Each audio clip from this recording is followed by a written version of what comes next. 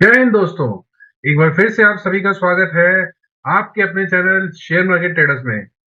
तो दोस्तों, कैसा रहा आज का दिन?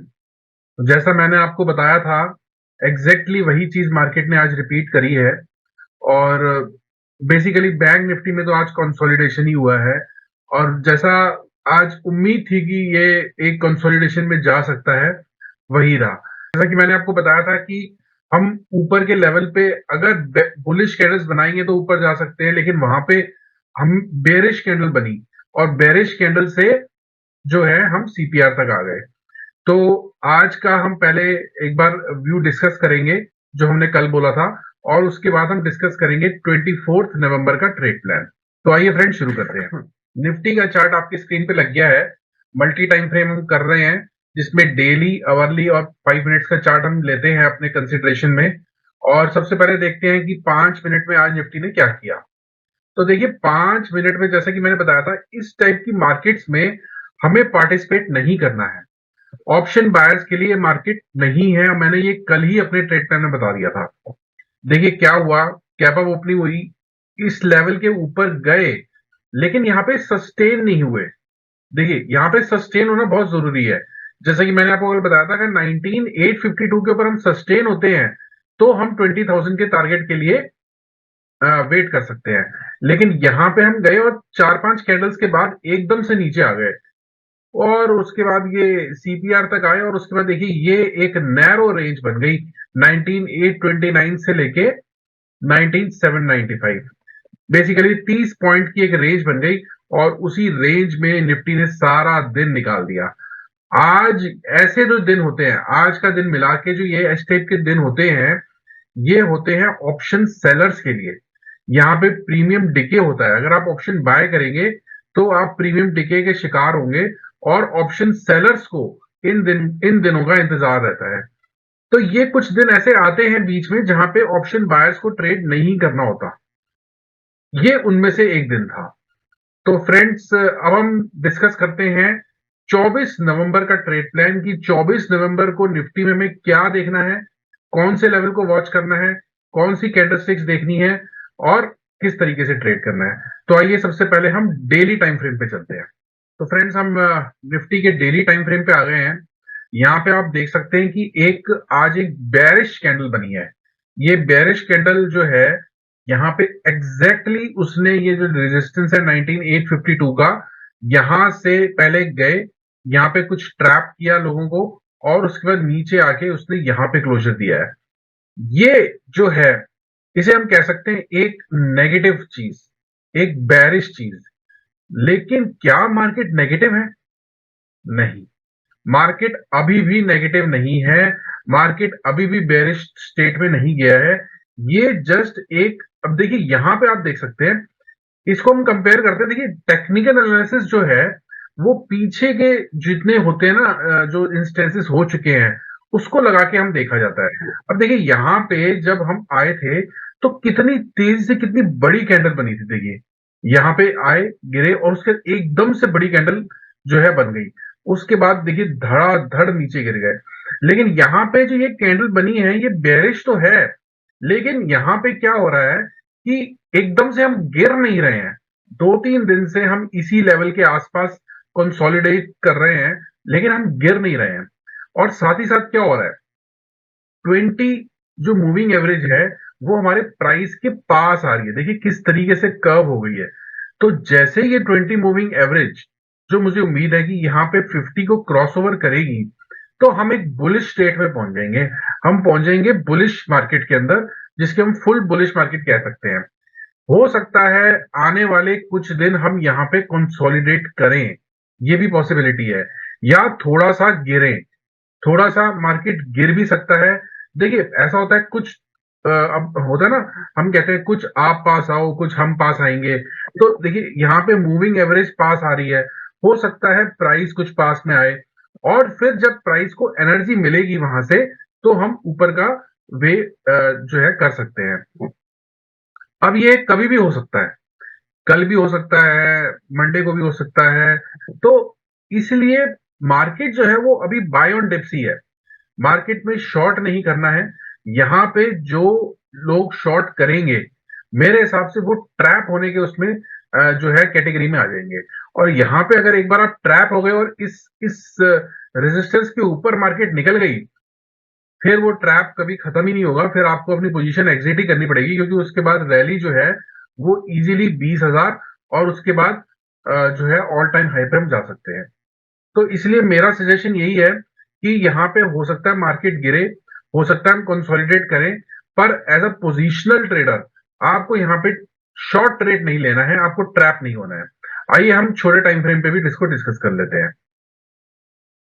देखिए 1 घंटे का चार्ट मैंने लगा लिया है।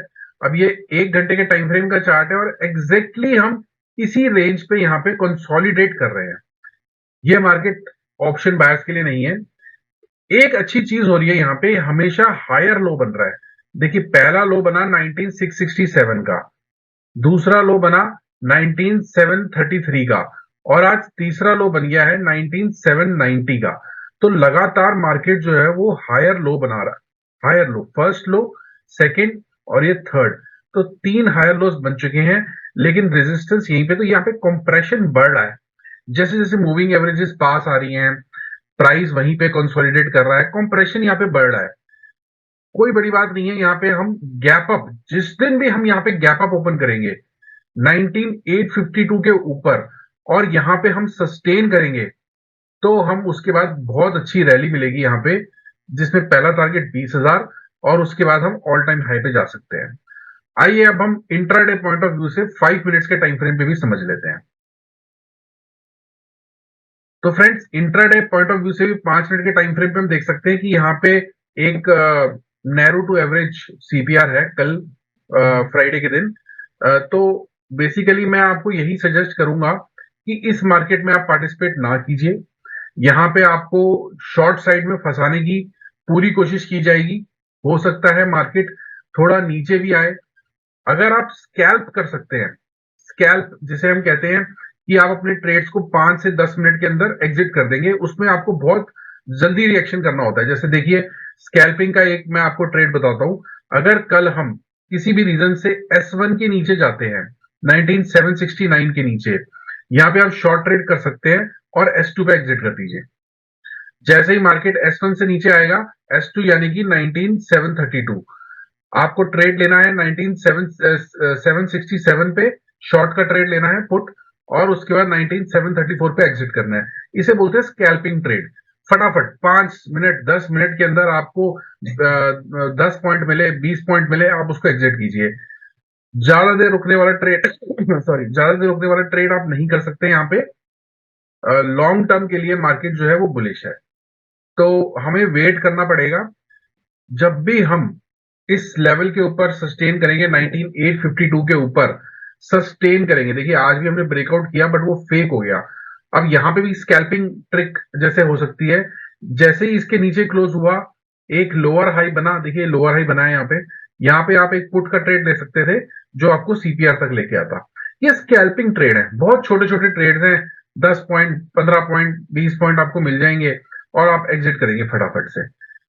उसी रेंज में मैं आपको बता रहा हूं, कल अगर गैप डाउन हो और किसी भी रीजन से S1 के नीचे हम जाते हैं, तो फिर यहाँ पे आप शॉर्ट ट्रेड कर सकते हैं और फटाफट से एग्जिट कर सकते हैं। ज्यादा देर वेट नहीं करना है शॉर्ट ट्रेड में। शॉर्ट ट्रेड ट्रैप होने का बहुत बड़ा रीजन होता है, बहुत बड़ा फैक्टर प्ले कर सकता है। हाँ, अगर हम गैप अप होते हैं तो फिर हम ऊपर के ट्रेड्स के लिए 20,000 का हमारा पहला टारगेट रहेगा। तो फ्रेंड्स ये हमारा निफ्टी का ट्रेड प्लान है। अगर इसी रेंज में होते हैं तो हमें कुछ नहीं करना है, इस मार्केट से बाहर रहना है। आइए हम अब बैंक निफ्टी का ट्रेड प्लान भी डिस्कस कर लेते हैं। तो ये बैंक निफ्टी का मल्टी टाइम फ्रेम चार्ट आपके सामने लग गया है, डेली, आवरली और 5 मिनट्स। सबसे पहले देखते हैं आज 5 मिनट में बैंक निफ्टी ने क्या किया। तो जैसा कि मैंने अपने कल ट्रेड प्लान में बताया था आपको, बिल्कुल साइडवेज, डेड साइडवेज मार्केट है ये। इसमें आपको पार्टिसिपेट नहीं करना है। इस रेंज में अगर आप पार्टिसिपेट करेंगे तो कैपिटल लूज ही करेंगे। सबसे पहले हम अब कल का प्लान डिस्कस करते हैं। तो डेली टाइम फ्रेम पे चलते हैं। डेली टाइम फ्रेम पे आप देख सकते हैं यहाँ पे कंसोलिडेशन चल रही है, कंसोलिडेशन हो रही है यहाँ पे, और मार्केट जो है वो अब इस लो के नीचे नहीं आ रहा है। 200 मूविंग एवरेज का जो लो है उसके नीचे नहीं आ रहा है। मुझे नहीं लगता है कि मार्केट इससे नीचे जाएगा। क्योंकि शायद यहाँ पे एक हम बेस बना चुके हैं, एक लो बना चुके हैं और ये हमारा हायर लो है। तो मुझे उम्मीद है कि यहाँ से हम ऊपर की तरफ जा सकते हैं। आइए छोटे टाइम फ्रेम पे भी इसको डिस्कस कर लेते हैं। देखिए 1 घंटे के टाइम फ्रेम पे जब हम डिस्कस करते हैं तो ये जो लो बना है, देखिए ये वाला लो 43,285 का, ये एक हायर लो बना है।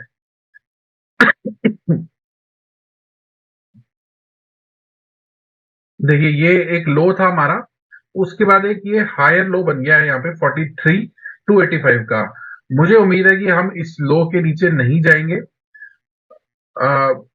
और मार्केट अभी बाय ऑन डिप्स के स्ट्रक्चर पे ही है, बैंक निफ्टी में भी।